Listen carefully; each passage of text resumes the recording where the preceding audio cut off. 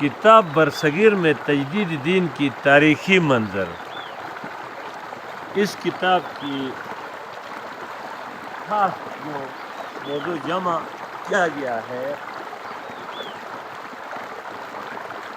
یہ روح روا کتاب میں منضبط ہے۔ اس کی چند کڑیاں ماضی اور حال کی باہمی کڑیاں تسلسل سے ایک دوسرے سے جوڑنے کے لیے علمی اور تجرباتی اساس پر مضبوط مربوط نظام فکر ملت کی ترقی کے لیے ناگزیر ہے۔ صحت بخش نظام فکر معاشروں کے لیے آکسیجن کی حیثیت رکھتا ہے۔ برصغیر میں برطانوی سامراج کا تسلط بنگال پر سراج الدولہ کی شکست ہے۔ 1757 سنہ کے بعد سے شروع ہوتا ہے اور 1803 میں دہلی پر قبضہ کیا جاتا ہے۔ اس تسلط کے خلاف امام شاہ ولی اللہ محدث دہلوی کے نظریہ کام کرتا ہوا 1831 مرکب بالاکوٹ اور 1857 کی جیت و جہد آزادی اور 1866 میں حریت و آزادی کے لیے رجال کار تیار کرنے کے لیے دارالعلوم دیوبند کا قیام اور 1866 میں مولانا رشید احمد گنگوہی رحمۃ اللہ کا ہندوستان کی آزادی کے لیے کام کرنے والی جماعت میں شرکت کا فتاویٰ اور 1916 میں محمود الحسن رحمۃ اللہ کی برپا تحریک ریشمی رومال ایسی اہم انقلابی تحریکات میں سے ہیں جو دور غلامی میں آزادی اور حریت کے سنگ ہائے میل کی حیثیت رکھتے ہیں۔ اسلامی تعلیمات میں فلسفہ فکر کی بالغی کے لیے رہنمائی موجود ہیں، وہاں انسانی زندگی کے عملی، سیاسی اور معاشی نظام سے متعلق تعلیمات بھی موجود ہیں۔ دین اسلام طریقت اور سیاست کی جامع ہے، لیکن دین اسلام کی اساس سیاست ہے۔ سیاست سے ناواقفیت پر دین اسلام کا عملی نظام قائم نہیں ہو سکتا۔ بنی اسرائیل کا سیاست ان کی انبیاء کرام کرتے تھے، بے شک محمد صلی اللہ علیہ وسلم کے بعد نبی نہ آئے گا، اس لیے انبیاء کرام کی اہداف میں ایک اہم ہدف قوموں کی سیاست رہا ہے، اس لیے سیاسی کردار ادا کرنا اہم ترین دین کا فریضہ ہے۔ سنن ابی داؤد حدیث نمبر 4291 کا مفہوم ہے کہ اللہ جل جلالہ اس امت کے لیے ہر 100 سال کے شروع میں ایسے لوگ پیدا فرماتے ہیں جو امت کے لیے اس کے دین کی تجدید کرتے ہیں۔ امام ابو حنیفہ رحمۃ اللہ نے سیاسی لہروں کو سمجھنے والے ادباء کی ایک مجلس قائم کی تھی اور باہمی مشاورت سے دین اسلام کے تعلیمات کے کلیات متعین فرمایا تھا۔ امام ابو حنیفہ رحمۃ اللہ نے قانون سازی کا طریقہ متعارف کرایا تھا اور موطا امام مالک کی قیادت میں سلطنت عثمانیہ کے قانون چلتا تھا۔ شیخ الہند محمود الحسن رحمۃ اللہ نے برطانوی سامراج کے خلاف 1920 کے بعد حکمت عملی متعین کیا تھا اور 1930 میں تمہید تعریف ائمہ تجدید نام کی یہ جو میں جس کا کتاب کا خلاصہ پڑھ رہا ہوں یہ کتاب لکھی تھی، اور اس کی تاریخ اب اہم نکات برصغیر میں اسلام کی آمد 652 سے 1922 تک 1200 سال رہی۔ برصغیر میں 1200 سال تک دین اسلام کے تعلیمات کے اثرات رہے تھے، لیکن اس کے بعد مسلمانوں کا قومی اور بین الاقوامی نظام حکومت شکست سے دوچار ہوا۔ اس میں پہلا مرحلہ فتح کابل سے لے کر شہادت عثمان تک 652 تا 656 تک صرف 4 سال رہا۔ دوسرا مرحلہ اسلام کی آمد محمد بن قاسم سے ہارون رشید عباسی تک 711 تا 809 تک 98 سال رہا۔ تیسرا مرحلہ غیر عرب مامون الرشید سے سلطان محمود غزنوی تک 809 سنہ سے 1021 سنہ تک 212 سال تک رہا۔ چوتھا مرحلہ محمود غزنوی سے سلطان خسرو تک 1021 سنہ تا 1152 سنہ تک 131 سال تک رہا۔ پانچواں دور اسلام سلطان خسرو سے فیروز شاہ تغلق تک 1152 سنہ تا 1388 سنہ تک 236 سال تک رہا۔ چھٹا دور اسلام سلطان فیروز شاہ تغلق سے سلطان بہلول لودھی تک 1388 سے نومبر 1451 تک 63 سال رہا۔ ساتواں مرحلہ ساتواں دور اسلام سلطان لودھی سے لے کر سلطان جلال الدین محمد اکبر تک 1451 تا 1579 تک 128 سال رہا۔ آٹھواں دور اسلام برصغیر میں سلطان جلال الدین سے سلطان نور الدین جہانگیر تک 1579 سے 1627 تک 48 سال رہا۔ نواں دور اسلام نور الدین جہانگیر سے سلطان اورنگزیب عالمگیر تک 1627 سنہ تا 1707 تک، اس دور میں 80 سال رہا۔ اور اس دور میں دین کی تجدید و تکمیل کا دور رہا شاہ جہان عالمگیر تک۔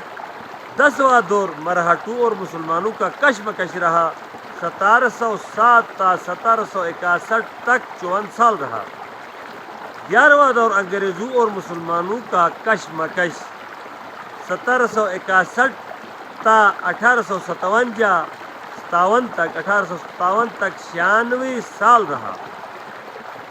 اور 12واں دور انگریز سامراج کی غلامی کا دور اور دلی پر برطانوی بادشاہ کا تسلط سے لے کر سلطنت عثمانیہ کے خاتمے تک 1857 تا 1922 تک 65 سال رہا۔ ادوار کی اس تقسیم سے واضح ہوتا ہے کہ تاریخ میں جب بھی کسی اہم واقعہ یا کردار کے سبب کوئی تبدیلی ہوئی ہے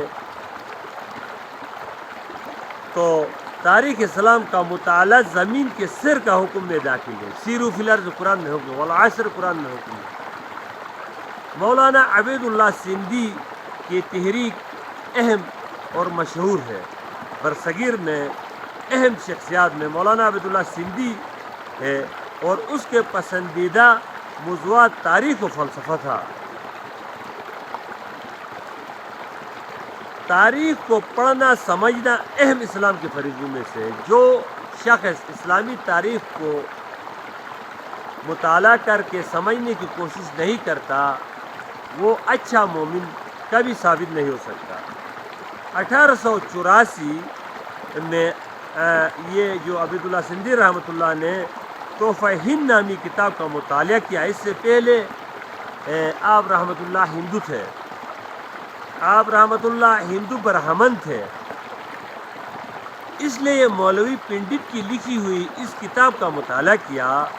اس کتاب کا نام تحفہ ہند نامی کتاب تھا اور حفظ بھی کیا اس کتاب کو مولانا سندھی رحمۃ اللہ نے، جس میں ہندو کی عقائد کی کمزوری دلائل سے واضح کی گئی تھی، پڑھ کر اسلام قبول کیا۔ 1887 کے سال سنہ 1887 کے سال کچھ روزے بھی رکھے اور ذہناً اسلام قبول کیا، لیکن گھر والوں کی سختی کی وجہ سے رمضان کے باقی روزے ترک کر دی اور سندھ میں جا کر اسلام کا اعلان کر دیا۔ کتاب حاضہ کے مصنف کے نام پر اپنا نام عبید اللہ سندھی رکھ لیا۔ جس کتاب کو عبید اللہ سندھی نے پڑھا اور حفظ کر کے مسلمان ہوا تھا، اس کتاب کے مصنف کا نام عبید اللہ تھا، اس لیے اس کے نام پر اپنا نام رکھ دیا۔ اور شیخ الہند محمود الحسن کے صحبت کے لیے دیوبند مدرسے میں پہنچا اور 1888 سنہ میں دارالعلوم دیوبند میں داخل ہوئے۔ 5-6 مہینے تک منطق اور فلسفے کو متفرق اساتذہ سے پڑھتے رہے اور ایک عالم سے عربی مطالعے کا طریقہ سیکھا۔ 1890 سنہ میں اصول فقہ پر ایک رسالہ لکھا جسے شیخ الہند نے بڑا پسند فرمایا۔ محمود الحسن رحمۃ اللہ سے ترمذی پڑھی اور نانوتی رحمۃ اللہ کی تمام کتابوں کا مطالعہ بھی کیا، اور گنگوہی رحمۃ اللہ سے سنن ابی داؤد پڑھی، اور تفہیم کے لیے شاہ صاحب کی کتاب حجت البالغہ اور احادیث الموطا اور تاریخ سیاست کی تفہیم کے لیے ازالۃ الخلفاء پڑھی اور پڑھائی بھی، پڑھ کر پڑھائی۔ درس دینے اور لیکچر دینے سے انسان کی فہم اور تدبر میں اور بھی اضافہ ہوتا ہے۔ سندھی رحمۃ اللہ یہ عقیدت رکھتے تھے کہ اللہ کے بندوں کی جماعت ملا اعلیٰ میں ہوتی ہے، جس کا تذکرہ سورہ صاد آیت نمبر 69 میں ہے، اور اس کا مطالعہ ضرور آپ بھی کریں۔ اور اس مقام کا نام حضرت القدس، اس آیات کی روح سے حضرت القدس دیتے ہیں، اور فرماتے تھے اس مقام سے واسطہ دے کر اللہ کے فیوزات عالم انسانیت میں نازل ہوتے ہیں۔ انسانی زندگی کے تمام انفرادی و اجتماعی اعمال کا پہلا نتیجہ دنیا کہلاتا ہے۔ سندھی رحمۃ اللہ کی تحقیق پر اور تدبر پر مبنی مقالات، جبکہ دوسرا نتیجہ وہ فرماتے تھے کہ سندھی رحمۃ اللہ کے انسانی زندگی کے تمام انفرادی اجتماعی عمل کا پہلا نتیجہ دنیا ہے، اور جبکہ دوسرا نتیجہ اور پہلے نتیجہ کا نتیجہ آخرت کہلاتا ہے، کہتا تھا۔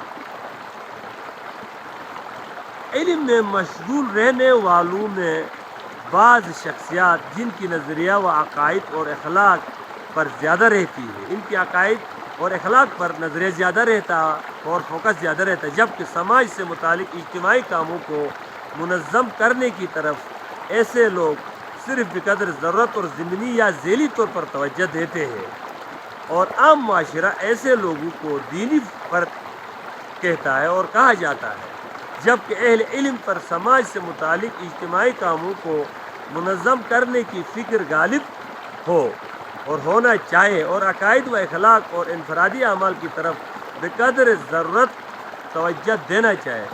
سندھی رحمۃ اللہ کے مقالہ سے یہ